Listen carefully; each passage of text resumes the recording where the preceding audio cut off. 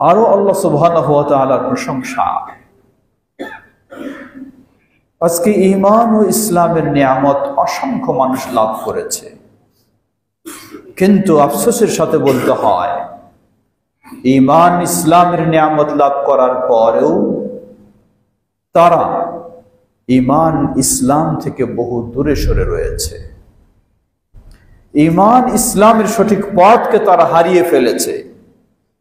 ইবাদতের নাম দিয়ে তারা আজকে শিরকে লিপ্ত হচ্ছে, সুন্নাহর নাম দিয়ে তারা আজকে বেদাতে লিপ্ত হচ্ছে। সেই সব মানুষ থেকে যে আল্লাহ রাব্বুল আলামিন আমাদেরকে আহলুল হাদিস হিসাবে তাওহীদ ও সুন্নাহর পথে চলার সুযোগ করে দিয়েছেন, এটি আমাদের জীবনে আল্লাহর পক্ষ থেকে সবচেয়ে বড় নিয়ামত। আলহামদুলিল্লাহ। সমবেত মুসল্লিবৃন্দ, ইসলাম একটি সাধারণ ধর্ম নয়। ইহুদিবাদ রয়েছে, খ্রিস্টানদের মতবাদ রয়েছে, হিন্দু বৌদ্ধ সবকিছু রয়েছে। সেই সব ধর্মের মতো ইসলাম কখনোই নয়। পৃথিবীর বুকে একমাত্র নির্ভেজাল আল্লাহর মনোনীত দিন, সেটি হলো ইসলাম। সুতরাং একজন মানুষ ইসলাম মেনে চলবে আর মূর্তি পূজারীর মতো মাজার পূজা করবে, এটি তো কখনো ইসলামের কাজ হতে পারে না। এটার নাম ইসলাম নয়। একজন মানুষ ইসলাম মেনে চলবে আবার সেই প্রতিমা পূজারীর মতো কবর পূজা করবে, এটি কখনো ইসলাম হতে পারে না। এজন্যই নবী সাল্লাল্লাহু আলাইহি ওয়াসাল্লাম সেই মক্কার পরিবেশে সর্বপ্রথমেই তিনি বলেছিলেন, কুলু লা ইলাহা ইল্লাল্লাহ তুফলিহু। হে মক্কার মানুষেরা, যারা তোমরা প্রতিমা পূজায় বিশ্বাসী, যারা তোমরা মূর্তি পূজায় বিশ্বাসী, যারা তোমরা আল্লাহর সাথে শিরকে লিপ্ত হয়েছো, কুলু লা ইলাহা ইল্লাল্লাহ তুফলিহু। তোমরা বলো লা ইলাহা ইল্লাল্লাহ, তাহলে তোমরা সফল কাম হবে। কিন্তু মক্কার মানুষ, তারা আরবি ভাষা বুঝতো, তারা জানলো যে লা ইলাহা ইল্লাল্লাহ বললে কি হবে, কি করা যাবে আর কি করা যাবে না। তারা বুঝলো আজকে আমরা শত প্রতিমার কাছে মাথা নত করি, কিন্তু যেদিন এই মুখ দিয়ে উচ্চারণ করব লা ইলাহা ইল্লাল্লাহ, সেদিন এক আল্লাহ ছাড়া আর কারো কাছে মাথা নত করা যাবে না। সবকে অস্বীকার করতে হবে, সবকে প্রত্যাখ্যান করতে হবে, গ্রহণ করতে হবে শুধু এক আল্লাহকে। এজন্য সেই মক্কার মানুষেরা জবাব দিল, তাব্বান লাক আলিহাযা দাউতানা। হে মুহাম্মদ, তোমার ধ্বংস হোক। এই বাপদাদা 14 পুরুষ থেকে এইভাবে এসেছি, অসংখ্য প্রতিমার কাছে মাথা নত করি, আর আজকে তুমি আমাদেরকে শিক্ষা দিচ্ছ, নির্দেশনা দিচ্ছ এক আল্লাহ ছাড়া কারো কাছে মাথা নত করা যাবে না। ধ্বংস হও তুমি, তোমার এই দিন আমরা মানতে রাজি না। লক্ষ্য করুন, মক্কার মানুষ বিষয়টি বুঝলো, লা ইলাহা ইল্লাল্লাহ বললে কি করা যাবে আর করা যাবে না। আজকে পৃথিবীর বুকে অগণিত অসংখ্য মানুষ একদিকে লা ইলাহা ইল্লাল্লাহ শুধু মুখ দিয়ে বলে না, সকাল সন্ধ্যা 1012 লা ইলাহা ইল্লাল্লাহর জিকির করে, আবার আল্লাহকে বাদ দিয়ে আরেকজনের কবরে গিয়ে মাথা নত করে। কোথায় এই লা ইলাহা ইল্লাল্লাহ? তাহলে সেই মক্কার মুশরিকের চেয়েও তো এই ব্যক্তিটা, যিনি মুসলিম হিসাবে নিজেকে পরিচয় দিচ্ছেন, তার অবস্থাটা কিন্তু মক্কার মুশরিকের চেয়েও আরো খারাপ। মক্কার মুশরিকের চেয়েও খারাপ। লক্ষ্য করুন মক্কার পরিস্থিতি কি ছিল। প্রসিদ্ধ সাহাবী ইমরান ইবনে হুসাইন রাদিয়াল্লাহু তাআলা আনহু, তিনি অমুসলিম ছিলেন, মুশরিক ছিলেন। সুযোগ মতো একদিন আল্লাহ রাসূল সাল্লাল্লাহু আলাইহি ওয়াসাল্লাম তাকে প্রশ্ন করে বসলেন, কাম তা'বুদু আলিহা। হে ইমরান, তুমি কতজন মাবুদের ইবাদত করো বলো তো? তিনি বললেন, আ'বুদু সাবআ আলিহা। আমি 7 জন মাবুদের ইবাদত করি। কে তারা? বললেন, সাত্তাতুন ফিল আরদি ওয়াহিদুন ফিস সামা। এই 7 জনের মাঝে 6 জন হলো পৃথিবীতে, জমিনে, আর একজন হলো উপরে। রাসূলুল্লাহ সাল্লাল্লাহু আলাইহি ওয়াসাল্লাম আরেকটু সুযোগ নিলেন, বললেন, হে ইমরান, বলো তো, তুমি যখন বিপদগ্রস্ত হও, তোমার যখন দুর্দিন, তোমার যখন কঠিন অবস্থা, তুমি কোন মাবুদের সাথে সেই সময় ধর্ণা দাও, কার কাছে তুমি যাও? তিনি বলে ফেললেন, আমি যদিও 7 জন মাবুদের ইবাদত করি, কিন্তু আমি যখন বিপদগ্রস্ত হই তখন শুধুমাত্র এক মাবুদের কাছেই দ্বারস্থ হই, যিনি ঊর্ধ্বে রয়েছেন, তার কাছেই আমি চাই, তার কাছেই আমি আরাধনা করি। রাসূলুল্লাহ সাল্লাল্লাহু আলাইহি ওয়াসাল্লাম আরেকটু সুযোগ পেলেন, বললেন, হে ইমরান, যদি তোমাকে বিপদ থেকে উদ্ধার করার একমাত্র ক্ষমতা রাখেন যিনি উপরে রয়েছেন, তিনি যদি তোমাকে মুক্তি দিতে পারেন, তিনি যদি তোমার বিপদে সহযোগিতা করতে পারেন, আর পৃথিবীর মাবুদেরা যদি না পারে, তাহলে তুমি কেন এই পৃথিবীর মাবুদদের কাছে গিয়ে মাথা নত করো? তোমার তো হওয়া উচিত সেই এক মাবুদের কাছেই সব সময় ধর্ণা দেওয়া উচিত। সাথেই তিনি বুঝলেন সত্যিই তো বিষয়টা তাই।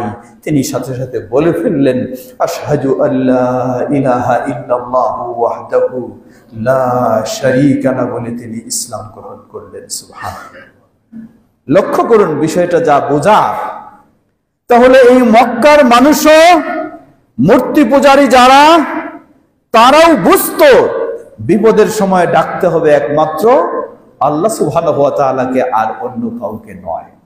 কারণ অন্য কেউ দিতে পারবে না, অন্য কেউ রক্ষা করতে পারবে না, অন্য কেউ বিপদ থেকে মুক্ত করতে পারবে না। কিন্তু আফসোসের সাথে বলতে হয়, আমাদের বর্তমান যুগের মুসলিমদের অবস্থা হলো, বর্তমান যুগের মুসলিমদের আমাদের অবস্থা হলো, আমরা বিপদের সময় সাধারণ অবস্থায় আমরা আল্লাহকে ডাকি, আর বিপদের সময় আমরা চলে যাই কবর মাজারে। লা হাওলা ওয়ালা কুওয়াতা ইল্লা বিল্লাহ। প্রিয় ভাইরা আমার, যে বিষয়টি বলতে চাচ্ছি, আল্লাহ সুবহানাহু ওয়া তাআলা আমাদেরকে সর্বোচ্চ বড় নিয়ামত দিয়েছেন। আমাদেরকে আল্লাহ রাব্বুল আলামিন আহলুল হাদিস হওয়ার সৌভাগ্য দান করেছেন। বলুন আলহামদুলিল্লাহ। বলবো আহলুল হাদিস, কেউ হয়তো বলতে পারেন আহলুল হাদিস হওয়ার সৌভাগ্যটা কোথায়? জবাব, যে বিষয়টি একটু আগেই বলছিলাম, যে মক্কার মানুষের মুশরিক যারা ছিল, মুসলিম হয়নি, তাদের চেয়েও বর্তমান যুগের অনেক মুসলিম আরো নিম্ন পর্যায়ে রয়েছে। কারণ এরা বিপদগ্রস্ত হলে মানুষের কাছে দৌড়ায়, বিপদগ্রস্ত হলে কবরে দৌড়ায়, বিপদগ্রস্ত হলে মাজারে দৌড়ায়, আল্লাহর কাছে দৌড়ায় না।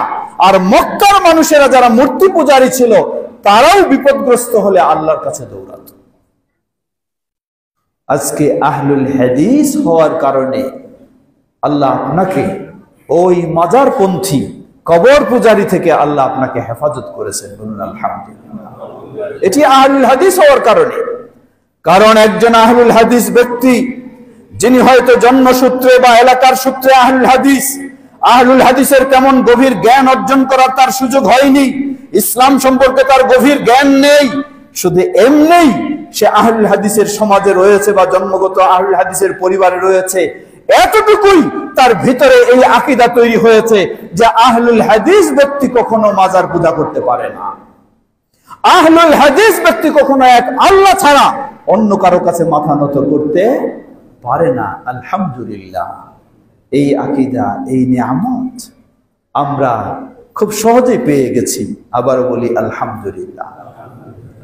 সমবেত মুসল্লিবৃন্দ, যখন এই খুব সহজেই এই বড় নিয়ামত আমরা লাভ করেছি, তাহলে নিশ্চয়ই আমাদের কিছু করণীয় রয়েছে, আমাদের কিছু দায়িত্ব রয়েছে, নিজেদের জন্য এবং পরবর্তী প্রজন্মের জন্য।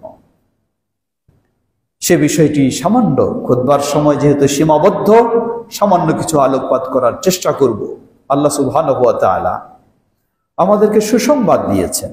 আমরা জানি প্রসিদ্ধ 10 জন সাহাবী, যাদেরকে দুনিয়াতেই জান্নাতের সুসংবাদ দেওয়া হয়েছে, বলা হয় আশারা মুবাশশারা। আবু বকর সিদ্দিক রাদিয়াল্লাহু আনহু, ওমর ইবনুল খাত্তাব রাদিয়াল্লাহু আনহু, ওসমান ইবনে আফফান রাদিয়াল্লাহু আনহু, আলী ইবনে আবি তালিব রাদিয়াল্লাহু আনহু, এই 10 জন দুনিয়ার জীবনেই যাদেরকে জান্নাতের সুসংবাদ দেওয়া হয়েছে। দুনিয়ার জীবনে কি জান্নাতের সুসংবাদ লাভ করা সম্ভব? না, সম্ভব নয়। জবাব, আপনার পক্ষেও দুনিয়ার জীবনে জান্নাতের সুসংবাদ লাভ করা সম্ভব। আলহামদুলিল্লাহ। পর্দার আড়ালের মা বোনেরা বিষয়টি একটু ভালোভাবে উপলব্ধি করবেন। মা বোনেরা খুব সহজ সরল মানুষ, ইসলামের প্রতি তাদের দুর্বলতা রয়েছে। যে কেউ কিছু আসে বললেই ইসলামের দোহাই দিয়ে মা বোনেরা অনেক সময় সেটিকে মেনে নেয়, গ্রহণ করে ফেলে। না, এটি আহলুল হাদিসের বৈশিষ্ট্য নয়। আহলুল হাদিসের বৈশিষ্ট্য হলো ইসলাম মানে তা কোরআন এবং সহিহ হাদিসে থাকতে হবে। যদি কোরআন এবং সহিহ হাদিসে না থাকে তাহলে এটিকে ইসলামের বিষয়ে বলার সুযোগ নেই। প্রিয় ভাইরা আমার, ফিরে আসি। আল্লাহ সুবহানাহু ওয়া তাআলা আমাদেরকে সুসংবাদ দিয়েছেন। দুনিয়ার জীবনেই আপনি জান্নাতের সুসংবাদ নিয়ে বিদায় নিতে পারেন। আপনি পারবেন। কিভাবে পারবেন? আল্লাহ রাব্বুল আলামিন বলেন, ইন্নাল্লাযীনা ক্বালু রাব্বুনাল্লাহ সুম্মা ইসতাকামু তাতানাজ্জালু আলাইহিমুল মালায়েকা আল্লা তাখাফু ولا تحزنوا وأبشروا بالجنة التي كنتم توعدون। আল্লাহ বলছেন, ইন্নাল্লাযীনা ক্বালু রাব্বুনাল্লাহ, যারা এই ঘোষণা দেবে, এই স্বীকৃতি দেবে আমাদের রব হলেন একমাত্র আল্লাহ সুবহানাহু ওয়া তাআলা, আমাদের মালিক একমাত্র আল্লাহ সুবহানাহু ওয়া তাআলা, সব কিছুর ক্ষমতা রাখেন একমাত্র আল্লাহ সুবহানাহু ওয়া তাআলা। দুনিয়ার দেশের শুধু নয়, দুনিয়ার সব ক্ষমতাও যদি আপনার হাতে দেওয়া হয় তবু আপনি কোনো ক্ষমতার মালিক নন। নিজের বডিটারও আপনি মালিক নন। কত ক্ষমতাশীল দেখেছি, নিজের বাড়িতেও থাকার আজকে ক্ষমতা নেই। সুতরাং মনে রাখতে হবে সবকিছুর মালিক আল্লাহ সুবহানাহু ওয়া তাআলা। আল্লাহ বলেন, قل إن صلاتي ونسكي ومحياي ومماتي لله رب العالمين لا شريك له وبذلك أمرت وأنا أول المسلمين।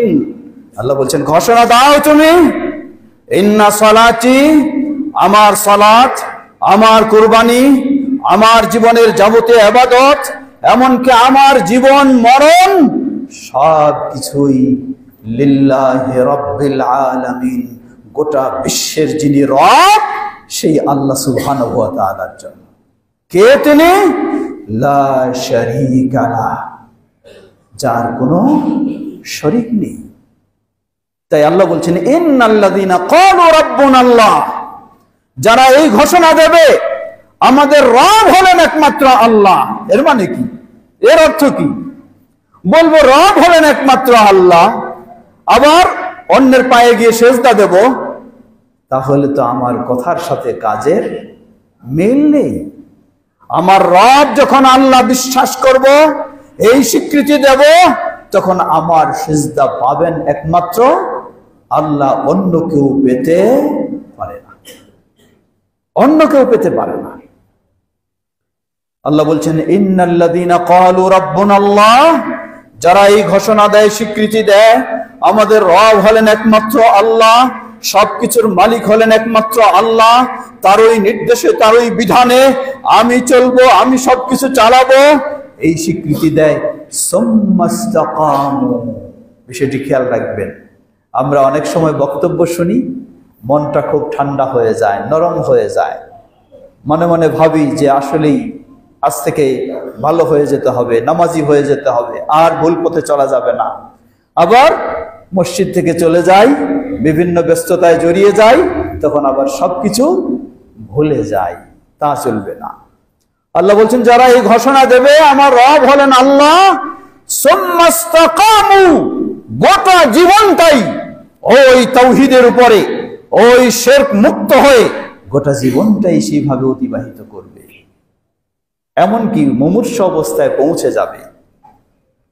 তাতানাজ্জালু আলাইহিমুল মালাইকা, যখন আমি এই তাওহীদ আল্লাহর একত্ববাদের স্বীকৃতি দিয়ে, শিরক মুক্ত হওয়ার স্বীকৃতি দিয়ে গোটা জীবনটাকে সেইভাবে পরিচালিত করতে পারবো, মৃত্যু মুহূর্তে পৌঁছে যাব, তাতানাজ্জালু আলাইহিমুল মালাইকা, তখন তাদের কাছে আল্লাহর বিশেষ ফেরেশতাগণ এসে উপস্থিত হবেন। সুবহানাল্লাহ। ফেরেশতাগণ এসে সান্ত্বনা দেবেন, আল্লাহ তাখাফু ওয়ালা তাহজানু, তোমরা কোনো ভয় করো না, কোনো দুশ্চিন্তা করো না, ওয়া আবশিরু বিল জান্নাহ, আর তোমরা সুসংবাদ নিয়ে নাও, তোমাদের জন্য জান্নাত অপেক্ষা করছে। বলুন সুবহানাল্লাহ। এটি দুনিয়ার জীবনেই হবে, দুনিয়ার জীবনে আপনি জান্নাতের সুসংবাদ নিয়ে যাবেন।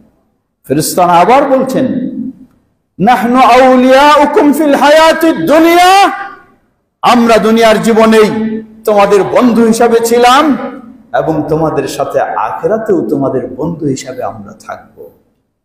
ওয়ালাকুম ফিহা মা তাশতাহি আনফুসুকুম, তোমাদের জন্য জান্নাত প্রস্তুত রয়েছে। ওই জান্নাতটা হলো এমন, মা তাশতাহি আনফুসুকুম, জান্নাতে তোমাদের মন যা চাইবে তাই তোমাদের জন্য প্রস্তুত রয়েছে। যা আবেদন করবে তাই জান্নাতে সব এসে যাবে। সুবহানাল্লাহ। কেন? নুজুলাম মিন গফুরির রহিম, কারণ জান্নাত হলো মেহমানদারি কার পক্ষ থেকে? সেই দয়াময় রহমান আল্লাহ সুবহানাহু ওয়া তাআলার পক্ষ থেকে। সমবেত মুসল্লিবৃন্দ, সুতরাং যে বিষয়টি বলছিলাম, সুসংবাদ আমাদের জন্য, আমরা যদি এই তাওহীদের উপর প্রতিষ্ঠিত থাকতে পারি, শিরক মুক্ত জীবন গড়তে পারি, সুন্নাহর উপরে প্রতিষ্ঠিত থাকতে পারি, বেদা মুক্ত জীবন গড়তে পারি, দুনিয়ায় আপনি কত কিছু পাবেন। কি পাবেন দুনিয়ায়? পেয়ে বা আপনার কতটুকু লাভ? গোটা দুনিয়ার যদি আপনাকে মালিক বানায় দেওয়া হয়, কতদিন ভোগ করবেন? আপনাকে নির্দিষ্ট একটি সময় অতিবাহিত করে এই দুনিয়া থেকে সব ছেড়ে দিয়ে বিদায় নিয়ে চলে যেতেই হবে, চলে যেতেই হবে। কোনো উপায় নেই থাকার, ধরে রাখার কোনো সুযোগ নেই। যেই সম্পদ আপনি অন্যের জন্য এত কষ্ট করে সংগ্রহ করেছেন, অন্যরা শুধু অপেক্ষা করছে আপনি কখন মৃত্যুবরণ করবেন। আপনার মৃত্যুর সাথে তারা সম্পদ ভাগ বটরা শুরু করবে, এই অপেক্ষায় রয়েছে। সুতরাং দুনিয়ার জীবন, সফল জীবন আপনার তখন যখন আপনি আল্লাহকে সন্তুষ্ট রেখে দুনিয়ার জীবনটা অতিবাহিত করতে পারবেন। এটি আপনার জন্য সুসংবাদ। সুতরাং প্রতিটি মুসলিমের কর্তব্য, বিশেষ করে আমরা যারা আহলুল হাদিস, আমাদের আরো কর্তব্য, আল্লাহ আমাদেরকে নিয়ামত দিয়েছেন, আলহামদুলিল্লাহ। সবচেয়ে আল্লাহর নিয়ামত। আল্লাহ যদি আপনাকে হেদায়েত না দিতেন, আপনার আমার মতো কত লক্ষ মানুষ মুসলিম বলে পরিচয় দেয়, আবার হাট বাজারে ঘুরে বেড়াচ্ছে, মসজিদেও জুমার দিনও সে আসে না। কিন্তু আল্লাহ আপনাকে আমাকে সুযোগ দিয়েছেন, এটি আল্লাহর বড় নিয়ামত। আপনার আমার মতো কত মানুষ, চেহারা সুন্দর, কত সুন্দর দেখতে, মনে হয় একজন বড় ধার্মিক মানুষ, কিন্তু দেখা যায় সে মাজারে গিয়ে পড়ে আছে, দেখা যায় সে কবরে গিয়ে পড়ে আছে, যার ভিতরে ঈমান বলতে কিছু আছে বলে মনে করার কোনো সুযোগ নেই, যতই নিজেকে ঈমানদার হিসেবে দেখানোর চেষ্টা করুক না কেন।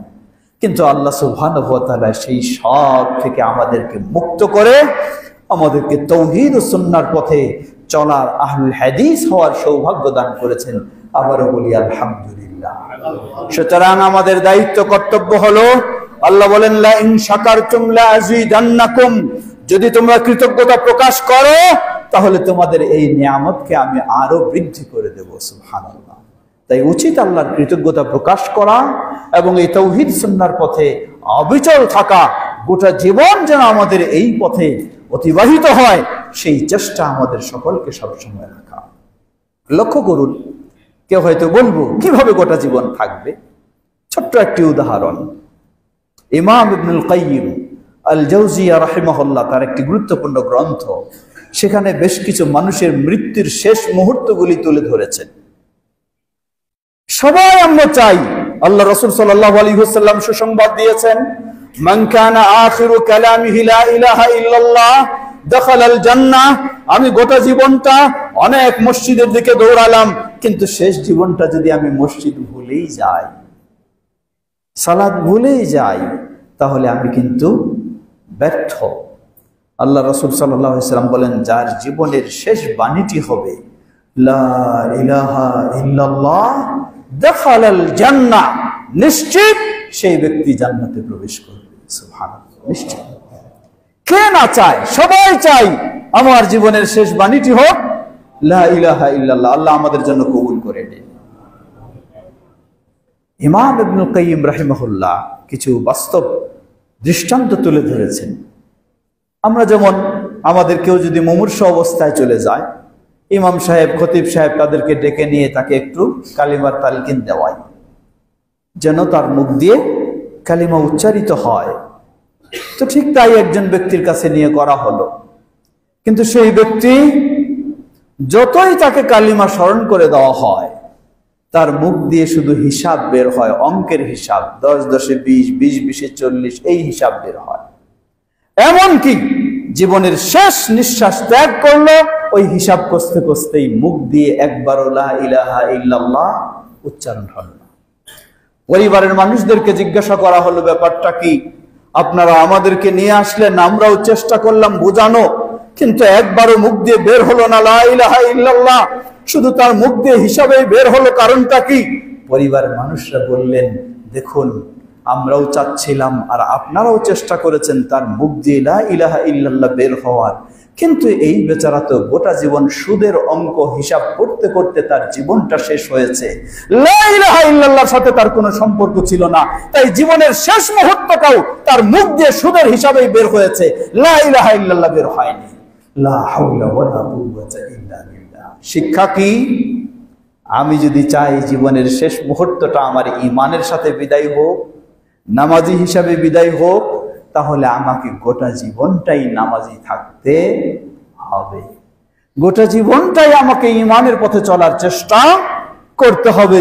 গোটা জীবনটা খাওয়া দাও, ফুর্তি করা, আনন্দ করলাম, ইচ্ছা মতো চললাম, অন্যায়, অশ্লীলতা, গান বাজনা, বেহায়াপনা, বেপর্দায় সবকিছুতে আমি মগ্ন থাকলাম, আর জীবনের শেষ মুহূর্ত চাইবো আমি ঈমানের সাথে বিদায় হোক, এমনটি কখনো হওয়া সম্ভব নয়। সুতরাং যদি আমরা ঈমানের সাথে আমাদের বিদায় হোক, জান্নাতি হিসাবে বিদায় হোক, এটাই চাই, তাহলে সব সময় আমাদেরকে সেই কথাটি মনে রাখতে হবে, তাহলেই সেই পথে চলার চেষ্টা করতে হবে, তাহলেই আশা করা যায় আল্লাহ আমাদের সকলকে সে তৌফিক দান করুন। ওয়া আখিরু দাওয়ানা আলহামদুলিল্লাহি রাব্বিল আলামিন ওয়া সাল্লাল্লাহু আলা নবিয়িনা মুহাম্মদ ওয়া আলা আলিহি ওয়া সাহবিহি।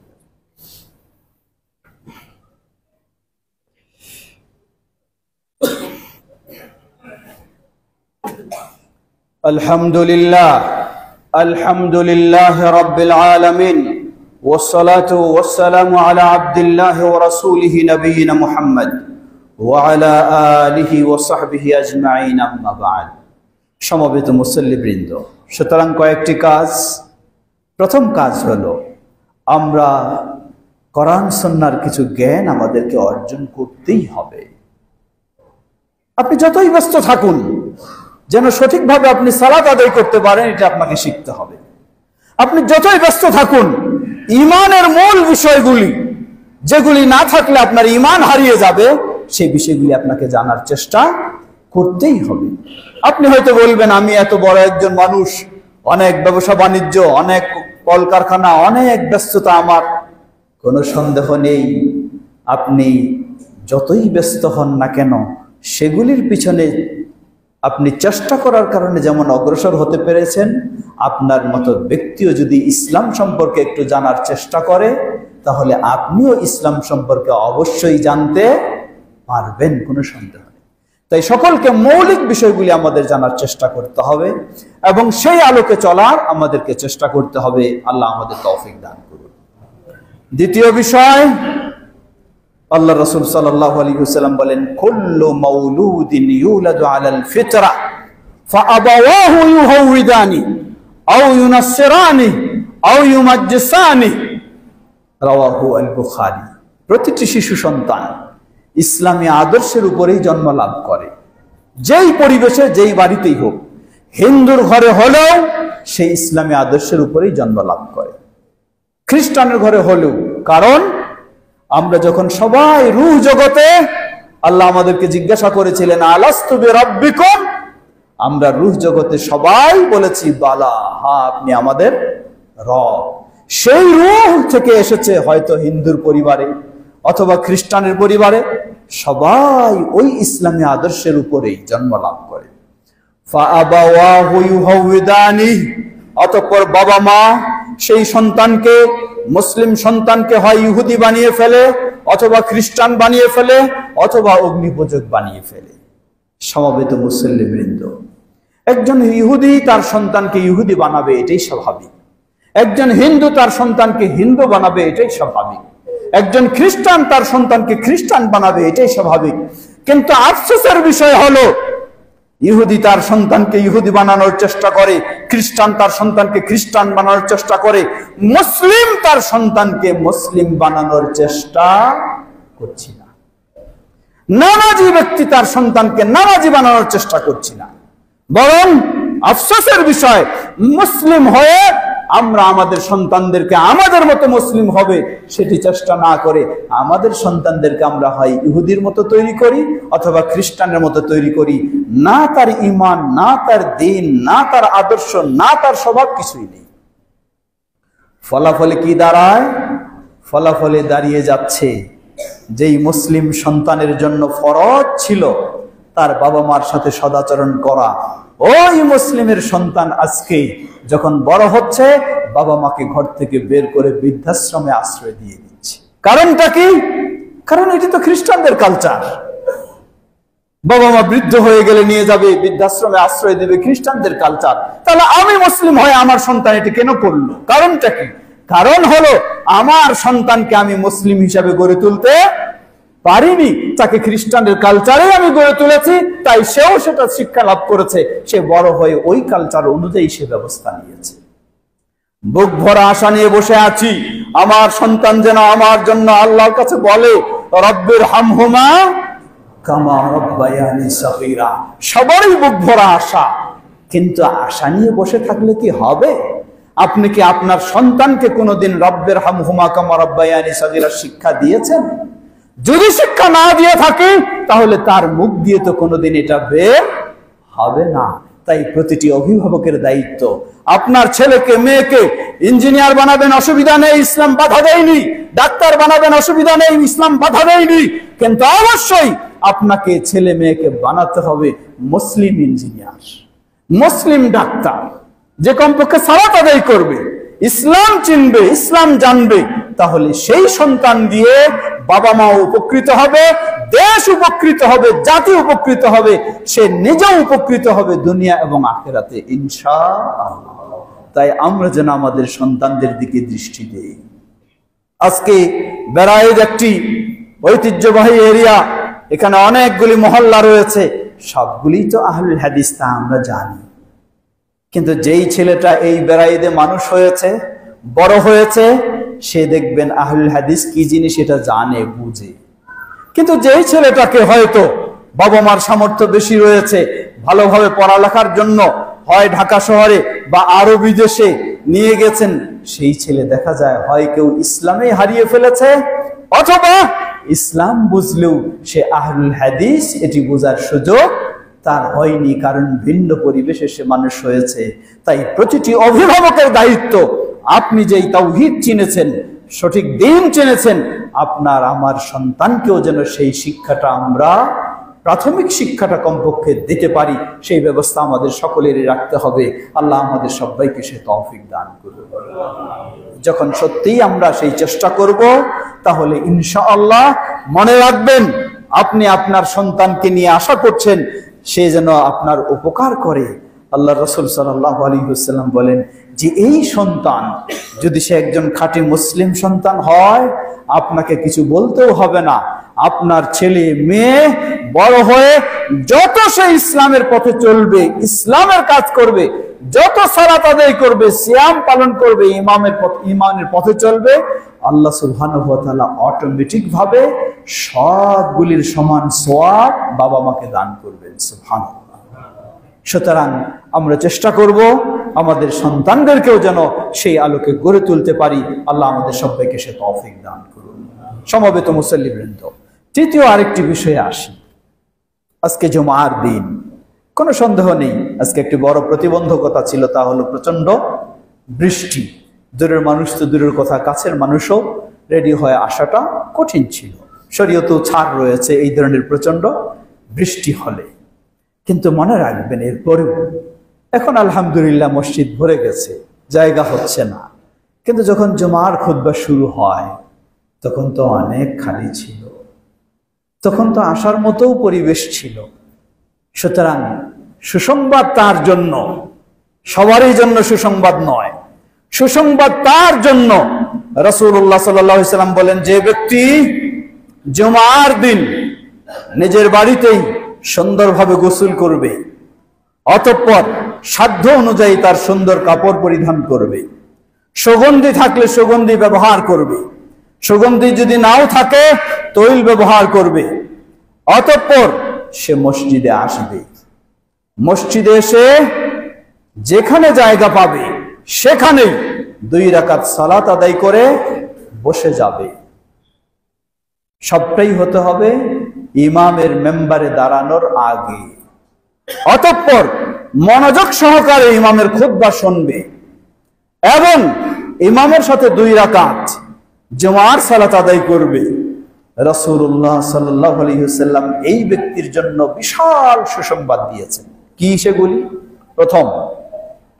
প্রথম সুসংবাদ হলো, এই ব্যক্তির জন্য ওই জুমা থেকে সামনের জুমা যদি এভাবেও আসতে পারে তাহলে এই 7 দিন অতিরিক্ত আরো 3 দিন, 10 দিনের গুনাহগুলিকে আল্লাহ ক্ষমা করে দেবেন। দ্বিতীয় সুসংবাদ হলো, ওই ব্যক্তি যত কদম অতিক্রম করে পা ফেলে মসজিদে এসেছে, প্রতিটি কদমের বিনিময় একটি করে সওয়াব দেওয়া হবে, প্রতিটি কদমের বিনিময় একটি করে গুনাহমোচন করে দেওয়া হবে, প্রতিটি কদমের বিনিময় একটি করে মর্যাদা বৃদ্ধি করে দেওয়া হবে। সুবহানাল্লাহ। কার? ওই ব্যক্তির যিনি খুতবা শুরু হওয়ার মেম্বারে খতিব দাঁড়ানোর আগেই আসবেন। তিরমিজির আরেক হাদিসে এসেছে, যে হাদিসটি সহিহ, এখানে আরো বিশাল সুসংবাদ দেওয়া হয়েছে। যেই ব্যক্তি এইভাবে প্রস্তুতি নিয়ে খুতবা শুরু হওয়ার আগেই মসজিদে আসবে, এই ব্যক্তির প্রতিটি কদমে 1 বছরের নফল সালাতের সওয়াব দেওয়া হবে, প্রতিটি কদমে 1 বছরের নফল সিয়ামের সওয়াব দান করা হবে। সুবহানাল্লাহ। এই হাদিস সহিহ। বিশাল মর্যাদা। কখন পাবো আমি? শর্ত, প্রথম হলো গোসল করতে হবে, দ্বিতীয় হলো বাড়িতেই আমার সাধ্য অনুযায়ী ভালো কাপড় পরব, তৃতীয় সুগন্ধি ব্যবহার, চতুর্থ খুতবা শুরু হওয়ার আগেই মসজিদে এসে যেখানে জায়গা পাবো সেখানেই 2 রাকাত সালাত আদায় করে বসে অতঃপর মনোযোগ সহকারে খুতবা শুনব। চতুর্থ মর্যাদা কি? রাসূলুল্লাহ সাল্লাল্লাহু আলাইহি ওয়াসাল্লাম বলেন, এই জুমার দিন মসজিদের দরজাগুলিতে আল্লাহর বিশেষ ফেরেশতা তারা রেজিস্টার নিয়ে বসে থাকেন। এই ফেরেশতার রেজিস্টারে নাম লিপিবদ্ধ করা হয়। খুতবার খতিব সাহেব মেম্বারে দাঁড়ানোর আগে যারা প্রবেশ করবে তাদের নাম ওই তালিকাবদ্ধ হয়। বলেন সুবহানাল্লাহ। ফেরেশতার তালিকাবদ্ধ। যখন মেম্বারে খতিব দাঁড়িয়ে যান, ফেরেশতারাও তাদের দফতর বন্ধ করে দিয়ে তারাও খুতবা শোনার জন্য প্রস্তুত হন। আর পরে যারা আসবে, যত বড় আসুক, প্রেসিডেন্টও যদি পরে আসে, তার নামও ওই তালিকায় বদ্ধ হবে না, লিপিবদ্ধ হবে না। সুবহানাল্লাহ। সমাজের অনেক সময় আমরা দেখি, আমরা পিছনে যারা আসি তারা সামনে ভরে যাওয়ার পরে বিভিন্নভাবে আসার চেষ্টা করি। এটি বড় অন্যায়। হয়তো কেউ আপনাকে কিছু বলতে পারছে না, আপনি সম্মানী মানুষ, বড় মানুষ, মনে রাখবেন আল্লাহ রাসূল সাল্লাল্লাহু আলাইহি ওয়াসাল্লাম বলেন যে শর্তগুলি, তার মাঝে হলো যেখানে জায়গা পাবে সেখানে সে সালাত আদায় করে বসে যাবে। যদি 2 জন মানুষকে ফাঁকা ফাঁকা করে করে সামনে যাওয়ার চেষ্টা করে, রাসূল সাল্লাল্লাহু আলাইহি ওয়াসাল্লাম বলছেন তার জুমার মর্যাদা বাতিল হয়ে যাবে, তার জুমার মর্যাদা বাতিল হয়ে যাবে। আমি অনেক বড় মানুষ হতে পারি, কিন্তু মনে রাখবেন আল্লাহর কাছে আমার মর্যাদা হারিয়ে গেছে। তৃতীয়, আরো যেগুলি নিষিদ্ধ, খুতবা যখন চলবে কোনো কথা বলার সুযোগ নেই, কারো কোনো কথা বলার সুযোগ নেই। কথা বলার সুযোগ নেই বলতে কেমন? আল্লাহ রাসূল সাল্লাল্লাহু আলাইহি ওয়াসাল্লাম বললেন, আপনার পার্শ্বে কেউ হয়তো একটা ভুল করছে, অন্যায় করছে, ত্রুটি করছে, কথা বলছে, আপনি যদি তাকে খালি বলেন যে তুমি চুপ করো, তাহলে আপনার জুমার মর্যাদা বাতিল হয়ে যাবে। লক্ষ্য করুন, আমি একজন, সে ভুল করতেছে, তাকে বলছি চুপ করো, এটাই যদি এত বড় অপরাধ হয়, আমার জুমার মর্যাদা বাতিল হয়ে যাবে, তাহলে যে কথা বলছিল তার অবস্থাটা কি হবে? এমনকি আল্লাহ রাসূল সাল্লাল্লাহু আলাইহি ওয়াসাল্লাম বলেছেন যে সামান্য কিছু জিনিস, এই খড়কুটা নড়াচড়া করবে খুতবা চলাকালীন, তারও জুমার মর্যাদা বাতিল হয়ে যাবে।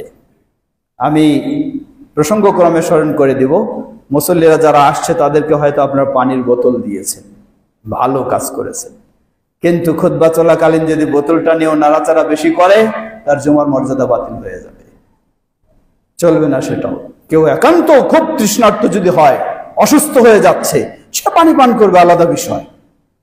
কিন্তু সবাই বোতল নিয়ে বসে থাকে, যদি নড়াচড়া করে, বাচ্চারাও যদি নড়াচড়া করে, দেখবেন জুমার মর্যাদা বাতিল হয়ে যাবে। সুতরাং জুমা এটি সাধারণ কোনো আলোচনা সভা নয়, সাধারণ কোনো ওয়াজ মাহফিল নয়, এটি একটি বিশেষ, এটি আপনি যেন সালাতে আছেন, জুমার খুতবার সময় আপনি যেন সালাতের মধ্যেই আছেন। শুধু কিছু সুযোগ রয়েছে খতিবের কথা বলার, আর আপনার সুযোগ রয়েছে খতিবের মুখী হয়ে আপনি শুনবেন মনোযোগ সহকারে, কিন্তু কারো কোনো কিছু করার অনুমতি নেই, কোনো কিছু করার সুযোগ নেই। পর্দার আড়ালের মা বোনেরা উপরে রয়েছেন, মা বোনরাও খুব আগ্রহ নিয়ে মসজিদে আসেন, কিন্তু মসজিদে এসে দেখা যায় পরস্পরে গল্প গুজবে ব্যস্ত হয়ে যান। যদি আপনি একজন মেয়ে মানুষ, মসজিদে জুমার দিন আসা তার জন্য ইসলাম নির্দেশ দেয়নি, একজন পুরুষের জন্য নির্দেশ, মেয়ে মানুষের জন্য নির্দেশ নয়, কিন্তু মেয়ে মানুষের অনুমতি রয়েছে। যদি পরিবেশ ভালো থাকে, আসতে চায়, তার অনুমতি রয়েছে, আসতে পারবে। অন্যরা যেমন হারাম করে দেয়, এটি ভুল, ঠিক নয়, তার অনুমতি রয়েছে। কিন্তু বলবো মা বোনদেরকে, আপনাদের অনুমতি রয়েছে যাতে আপনারা এসে জুমার সালাত আদায় করবেন, খুতবা শুনে কিছু শিখবেন, কিন্তু এসে যদি আবার এখানে গল্প গুজব আপনারা শুরু করে দেন, তাহলে দেখবেন আপনি না আসলে গুনাহগার হতেন না, কিন্তু এসে আপনি আরো গুনাহগার হবেন, এসে আপনি আরো গুনাহগার হবেন। অতএব এই ধরনের ব্যক্তিদের আসার দরকার নেই। মানে মেয়েদের ক্ষেত্রে, পুরুষের ক্ষেত্রে নয়, পুরুষের তো ফরজ আসতেই হবে তাকে, কিন্তু মেয়েদের ক্ষেত্রে জুমায় আসা ফরজ নয়, নির্দেশ নয়, অনুমতি রয়েছে। যদি পরিবেশ ভালো থাকে, সবকিছু থাকে, সুন্দর, আসতে পারে। কিন্তু এসে আপনি একজন মেয়ে মানুষ আরেকজনকে দেখা হলে অনেক গল্প গুজব শুরু হয়ে যায়, সেই সুযোগ এখানে নেই।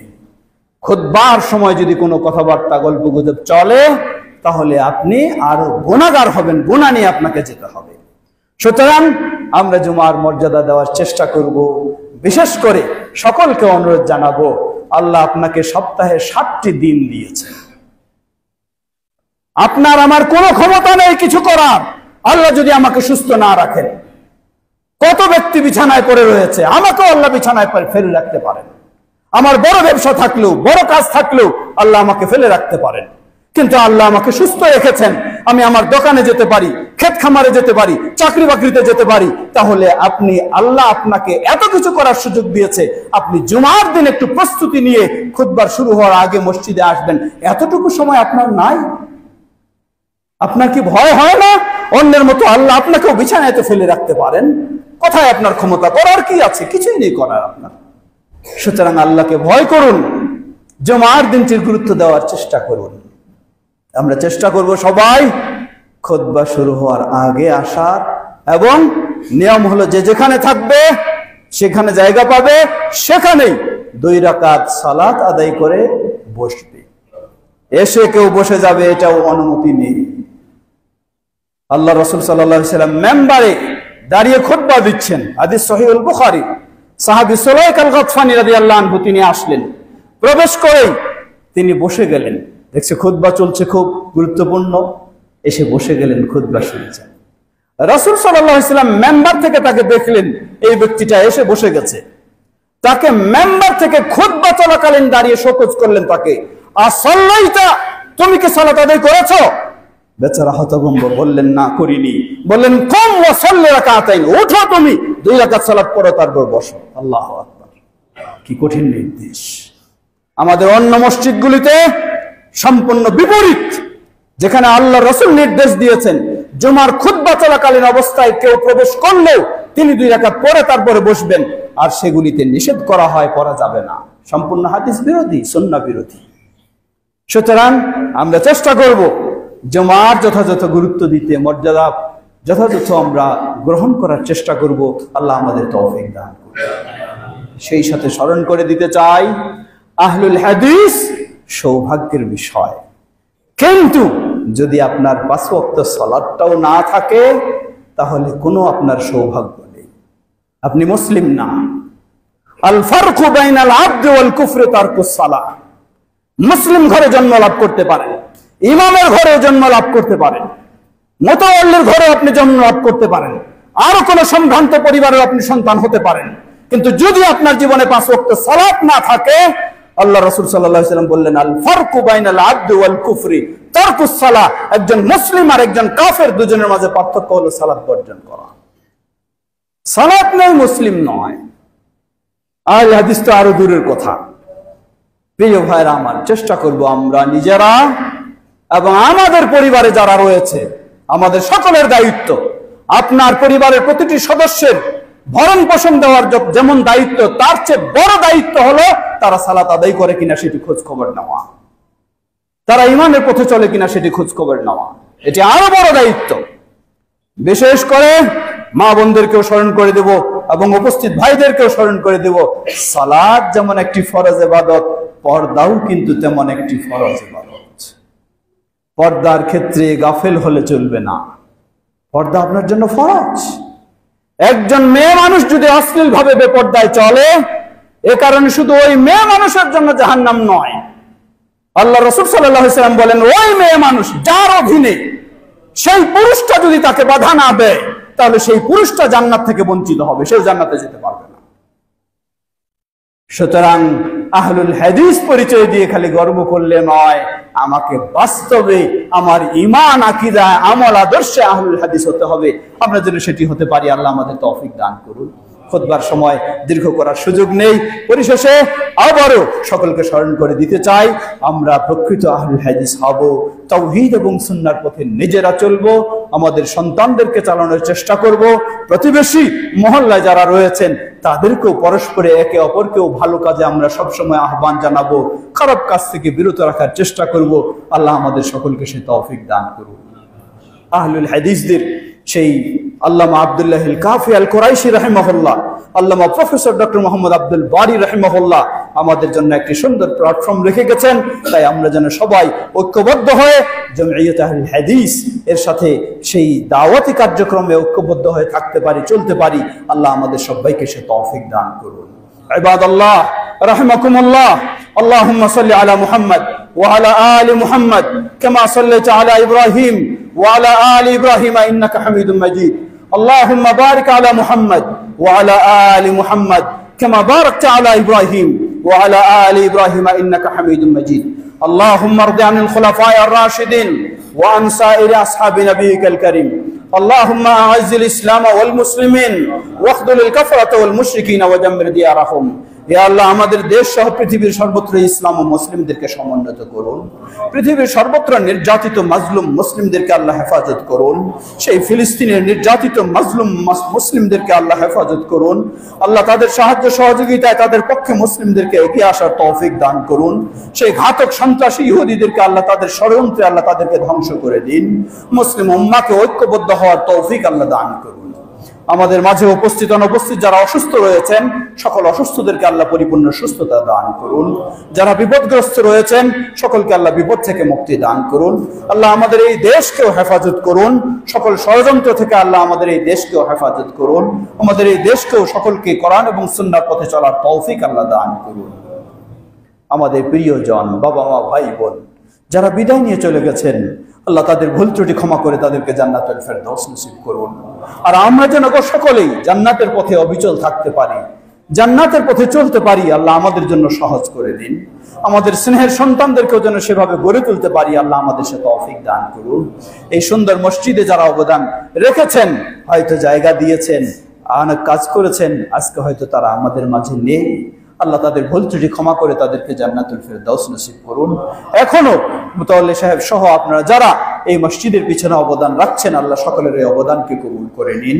এবং এই মসজিদ শুধু নির্মাণ নয়, বরং মসজিদের মাধ্যমে সমাজটাতে যেন সুন্দর দাওয়াতি কাজ করা যায়। মসজিদ শুধু মসজিদকে চাকচিক্য করলেই হবে না, মসজিদের মুসল্লিটাকে যেন সুন্দর করা যায়, সেই চেষ্টা আমাদের সবাইকে রাখতে হবে। মসজিদ থাকবে, নামাজি থাকবে না, এমনটি তো কখনো হতে পারে না। অতএব যতদূর এই মসজিদের এরিয়া সবাইকে যেন আমরা খাঁটি ভালো নামাজি বানাতে পারি, সেই চেষ্টা আমাদেরকে রাখতে হবে। আল্লাহ আমাদের সবাইকে সে তৌফিক দান করুন। সুবহানাকাল্লাহুম্মা ওয়া বিহামদিকা আশহাদু আল্লা ইলাহা ইল্লা আনতা আস্তাগফিরুকা ওয়া আতুবু ইলাইক। কাতার সোজা করে